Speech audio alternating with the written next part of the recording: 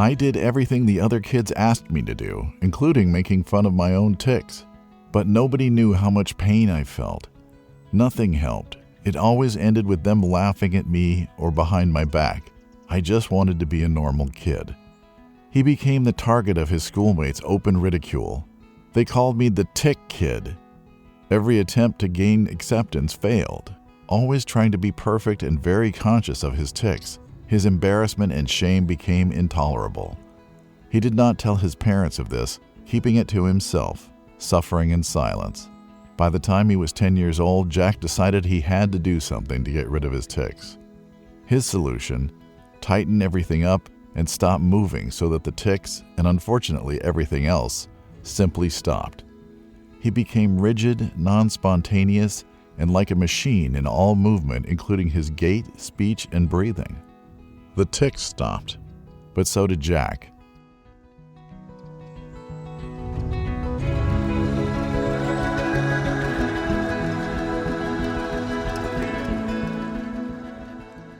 Welcome to the A Different Kind of Psychiatry podcast, brought to you by the ACO. I'm Dr. Crist. Each month, we feature narrated article, case presentation, or interview or discussion with one or more of our doctors who practice a different kind of psychiatry. We're interested in your questions and comments, and I would love to hear your feedback. Send an email to aco@orgonomy.org. The best way to help the American College of Orgonomy spread its knowledge is by letting others know about us. If you enjoy the podcast, we'd appreciate you leaving a rating and review. If you're interested in attending one of our webinar presentations, you can meet the doctors and join in on the discussion afterwards. If you're interested in training with the ACO, you can learn more about the medical orgone therapy or social orgonomy training programs. You can connect with us and learn more at orgonomy.org. The Journal of Orgonomy is on Substack. Check out the link in the show notes to subscribe. Select articles from the journal will be available free of charge. This episode features a narration of the article Tourette Syndrome as a Symptom of Character by Dr. Phillip Heller from the Journal of Orgonomy, Volume 50, Issue 2. Listen in to hear how Dr. Heller helped his patient Jack through the use of medical orgone therapy.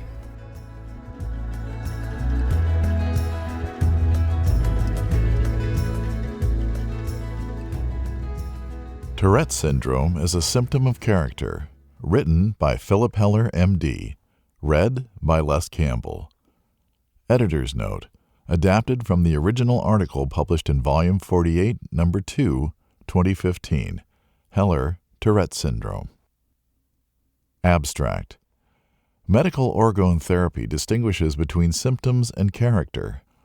Once the function of symptoms is understood in their characterological context, they can be diminished or dissolved in treatment. The following case illustrates that in this individual, the vocal tics and muscular twitching known as Tourette syndrome are an expression of intolerable and incompletely repressed rage. This patient's intolerance of movement, both emotional and physical, is the hallmark of his armored character. At the time of his initial consultation, he was profoundly immobilized and not exhibiting tics or muscular twitching.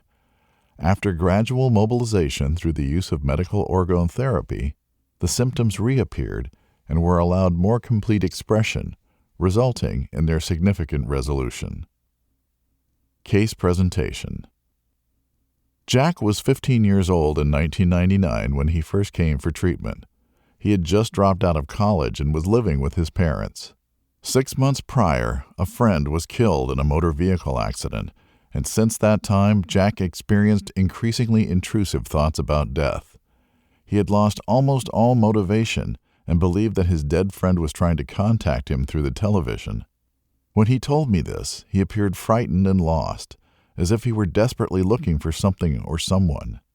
The only emotion he had any awareness of was fear, but he did not identify this as an emotion, more as a thought. In passing, Jack mentioned that as a child, he had vocal tics and twitching that stopped when he was 10. Before his friend's death, Jack was excited being in college. He was getting good grades in school, taking care of his daily responsibilities, and frequently meeting with friends. This was now all gone. He began to pay less attention to his personal hygiene, socially isolated himself, and seemed to have little daily routine or structure. Dropping out of school seemed to be the last straw. At initial consultation, Jack was a polite, respectful, tall, muscular young man. He did not complain of anxiety or depression. His face was motionless and without expression, and his eyes were held in a fixed position. He was barely breathing. Any physical movement was rigid and machine-like. Jack gave the impression of a young boy in an adult body trying desperately to keep still, as if any movement caused him distress. When I asked him what he was feeling, he said he did not know. More striking was his lack of understanding what feeling is. Talking to Jack and showing compassion for his plight was met with an emotional brick wall. Yet I could feel a tremendous pressure behind it. He was profoundly immobilized, unable to move, and cut off from his feelings. It was painful to see someone so stuck. Sitting up facing me appeared to be too much for Jack. He looked like he was on the hot seat. I had him lay down on the treatment couch. His lack of movement was even more evident. His eyes, however, appeared less rigid, not having to look directly at me. In order to increase Jack's contact with himself, I gently pointed out that his breathing was quite shallow and that his face was motionless. With direction and encouragement, he started to breathe more fully. After a few minutes, his chest was moving up and down a bit. His face started to come alive and showed an expression of anger. I said to him, "Stay with what is on your face." Jack responded spontaneously with angry shouting, followed by hitting and kicking. After this emotional outburst was over, I asked him, "What are you feeling now?" Although he replied, "I don't know," he appeared less machine-like and his face and eyes were livelier. Within a few minutes, however, he quickly reverted to his immobilized, motionless, frozen state. Even so, I was relieved to see that I could connect with him, and he asked for another appointment. My immediate goal was to help Jack overcome his immobility by pointing out to him what I saw him doing or not doing, saying or not saying, encouraging fuller breathing, moving his face, including his eyes, and supporting any expression of emotion he was able to show. During this time, he said things like, "Sometimes I feel like a machine or a frozen block of ice. Can you fix me?" I responded by saying, "What is keeping you from moving?" Or, "Do you ever have an impulse to move or speak but stay quiet and still?" Jack looked surprised by these questions and answered, "That happens a lot. What I do or say will never be good enough. It won't be perfect. I try to think everything out." There was frustration in what he said, which I pointed out. You want to be heard, and I'm listening. The connection between Jack and myself was setting the foundation for his treatment. Pointing out the many ways he kept himself immobilized and frozen was effective in allowing him to move and speak more like a person. He became more aware of what he was doing, saying, and feeling. He was completing routine daily chores, and it became easier for him to be around people. As a result, Jack looked for a job and started working full-time. Satisfied with his improvement and partially mobilized, he took a leave from therapy. He was seen weekly for 20 sessions, and no medications were used. 8 years later, in 2007, Jack called for an appointment. His stated reason for returning to therapy was, "I want a better life." He told me that he returned to and graduated from college, briefly attempted law school but partied too much and dropped out. He was currently working full-time as a financial analyst and was again living with his parents. Gambling had become a major problem and he was deeply in debt to them. But most significantly, 2 years before, the vocal tics and twitching that had so tortured him as a child returned and were making his life unbearable. To stop grunting and twitching in public, Jack tensed his body to avoid embarrassment. All of his physical movements became rigid, controlled, and lacked any spontaneity. This was the solution he remembered first coming to at the age of 10. Now, it no longer worked. On his return to therapy, Jack was seen weekly. His vocal tics began to appear on their own in his sessions. While he lay on the treatment couch, he spontaneously vocalized incomplete short grunts devoid of words or emotion, accompanied by jerky movements of his head and neck. After a few minutes not doing anything to interfere with the breakthrough of his tics, I could feel tension building up in Jack. To foster a release of this tension, I had him breathe more fully, move his face, and shout and kick, after which he looked less rigid. He then let out his tics in a more sustained way. With time, they were expressed not just as grunts, but as a repetitive string of cursing. Fuck, titty, shit was blurted out repeatedly, but without any emotional expression. The words appeared and felt empty, disconnected, and mechanical. I asked Jack, "How do you sound and look when you let out your tics?" At first he responded, "I don't know." There was frustration in his voice that I could hear, but Jack did not feel. "Let out your tics again." He did, and this time one could hear the frustration in them. The words did not seem so empty. Over the next few months, when Jack let out his tics, there was progressively more feeling of frustration and anger connected to the words. He was able to discharge any remaining rage and frustration he was aware of by shouting, kicking, and hitting the couch without any jerky movements or tic-like sounds. Gradually, at the end of sessions, Jack sat up and talked about the misery of his childhood. The following history was revealed. He was only 5 years old when he started having vocal tics. His parents sought help from a neurologist who diagnosed him with Tourette syndrome and began trials of different medication, none of which was very helpful. Embarrassed and ashamed, Jack desperately wanted to be accepted by his peers and did almost anything to have friends. I did everything the other kids asked me to do, including making fun of my own tics. But nobody knew how much pain I felt. Nothing helped. It always ended with them laughing at me or behind my back. I just wanted to be a normal kid. He became the target of his schoolmates' open ridicule. They called me the tic kid. Every attempt to gain acceptance failed. Always trying to be perfect and very conscious of his tics, his embarrassment and shame became intolerable. He did not tell his parents of this, keeping it to himself, suffering in silence. By the time he was 10 years old, Jack decided he had to do something to get rid of his tics. His solution: tighten everything up and stop moving so that the tics, and unfortunately everything else, simply stopped. He became rigid, non-spontaneous, and like a machine in all movement, including his gait, speech, and breathing. The tics stopped, but so did Jack. He became rigid in his thought, movement, and attitude. During his teenage years, Jack fell in with a bad crowd of troublemaking tough guys who pushed everyone around. Although he took pride in hanging out with them, he also felt uncomfortable in this role. He did not know how or where he could fit in. A complicating factor that added to his misery was the late onset of puberty. Being short, having no facial hair, and a squeaky voice, he was again the target of jokes. "Hey kid, where's your beard?" Or "When's your voice gonna drop?" and a few other locker room comments I won't mention here. Thoughts of what kept him from becoming a man consumed his attention.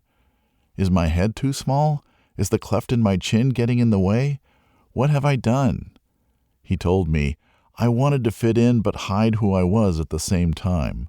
Although tightening up had contained his tics, Jack had also become rigid, unable to act or respond spontaneously. I couldn't speak or move without first thinking it to death, and then it was too late to do or say anything.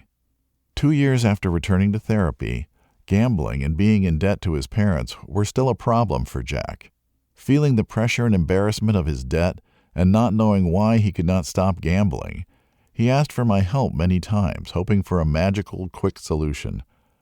I asked him, "What can you do about this?" And he replied, "I don't know what to do. What can I do?"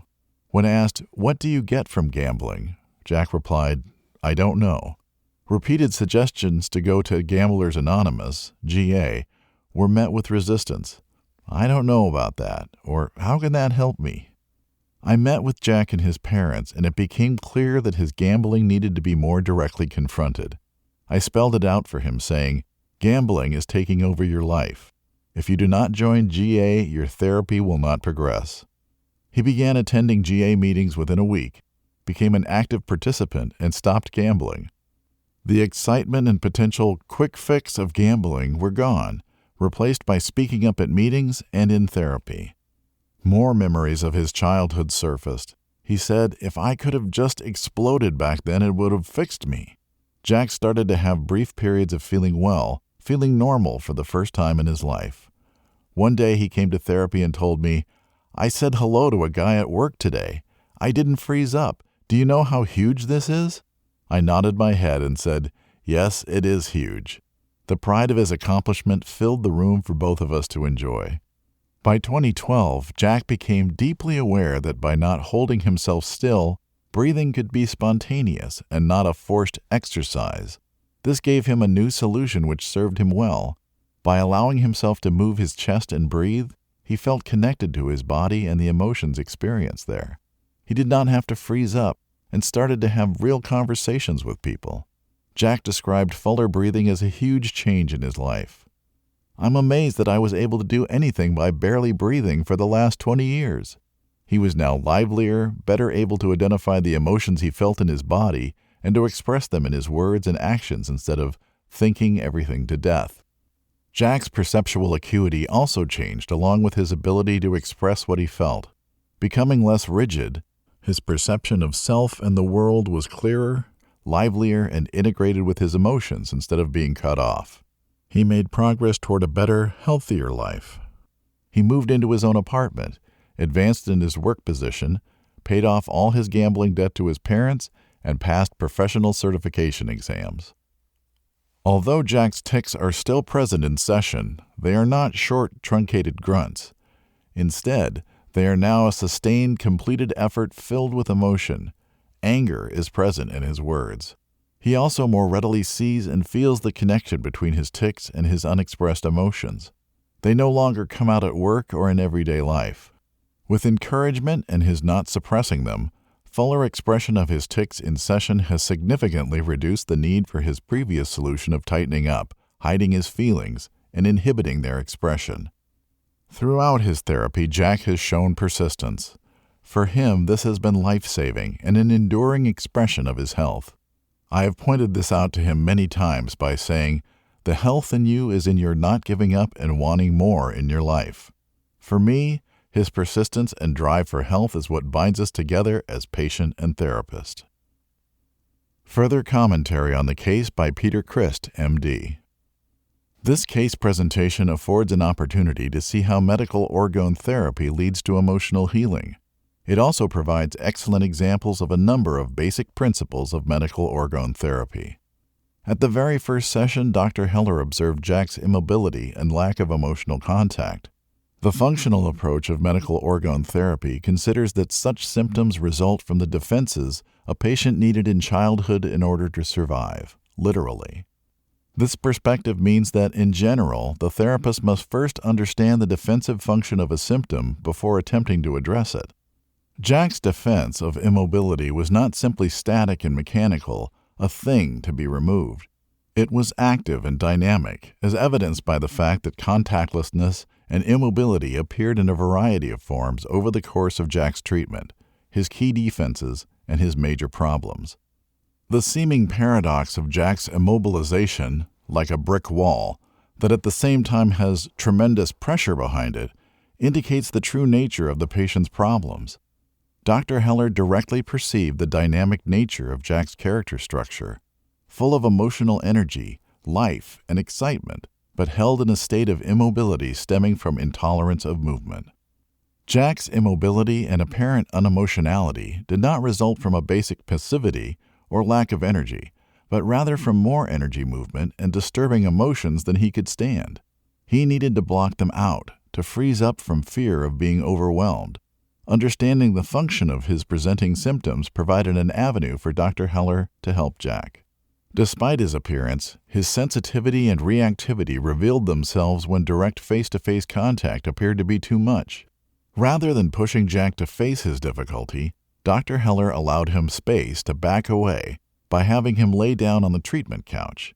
This maneuver had the effect of moderating emotional intensity. The severity of Jack's immobility, in fact, signaled his naturally high excitability. If he were not so easily stirred up, he would not need to try to deaden himself so intensely. Jack's armor, inadequate to the task, allowed impulses to partially break through in the form of tics. As shown in this case, armor forms in layers. Jack inhibited his deep emotions, creating pressure he tried to contain. As the pressure built, however, Disjointed breakthroughs of his emotions appeared as tics. They, in turn, created other problems, as his peers ridiculed him. He then worked hard to further armor himself to restrain the tics. As Dr. Heller notes, the tics stopped, but so did Jack. This case also illustrates good contact, a good emotional connection between patient and therapist.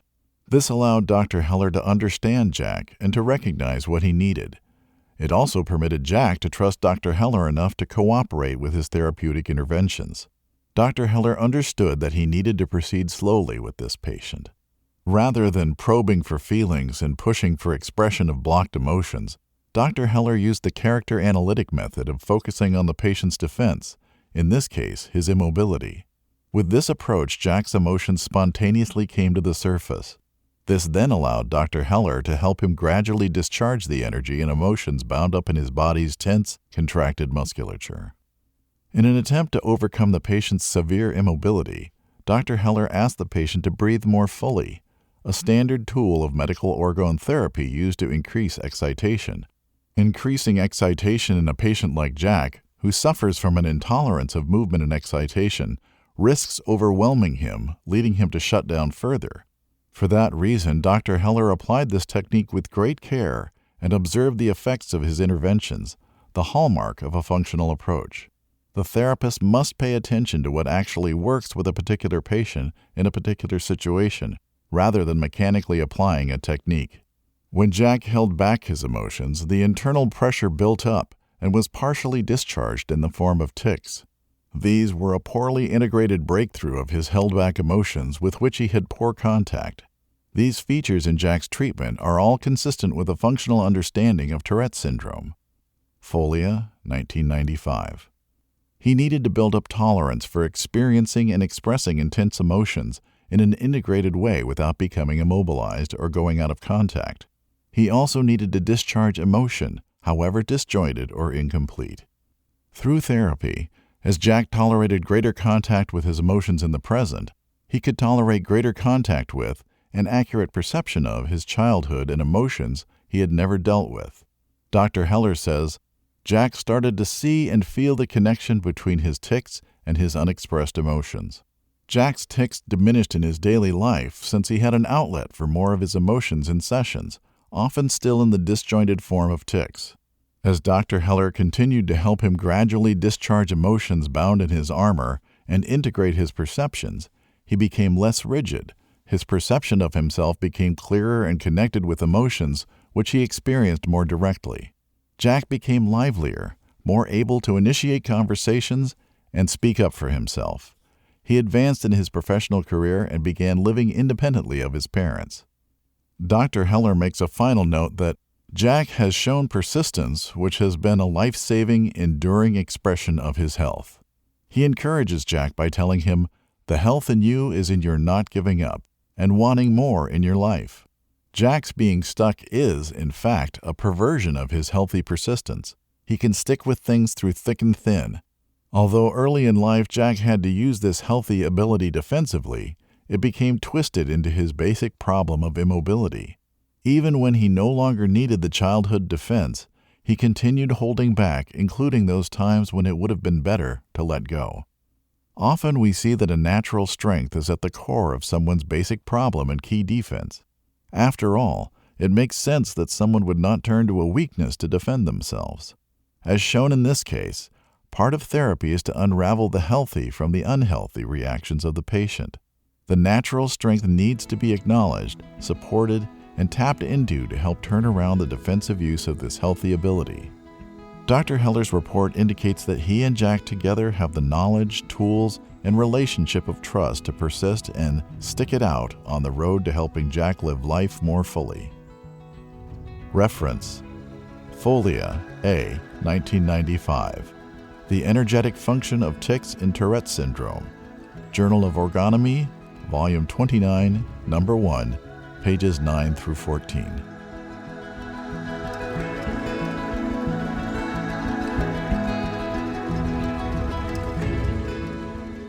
How do you feel after listening to Jack's story? What do you think? I was struck by how sad Jack's situation was. As Dr. Heller mentioned, It was painful to see someone so stuck. I felt a sense of relief that he was able to overcome some of his troubles and feel better, and I was moved by the work Jack and Dr. Heller did together. The best way to help the ACO spread its knowledge is by letting others know about us. I hope you share this podcast with your friends and family and let them know about our work. You can connect with us at orgonomy.org. I'm Dr. Crist. Thank you for listening to the A Different Kind of Psychiatry podcast brought to you by the ACO. Since 1968, the psychiatrists affiliated with the American College of Orgonomy have been helping patients discover greater satisfaction, health, and overall well-being in their lives. Whether patients suffer with mental illness, struggle with addiction, or feel unsatisfied with their work lives or relationships, medical orgone therapy, as practiced by the physicians at the ACO, offers a way forward, often without the use of medication.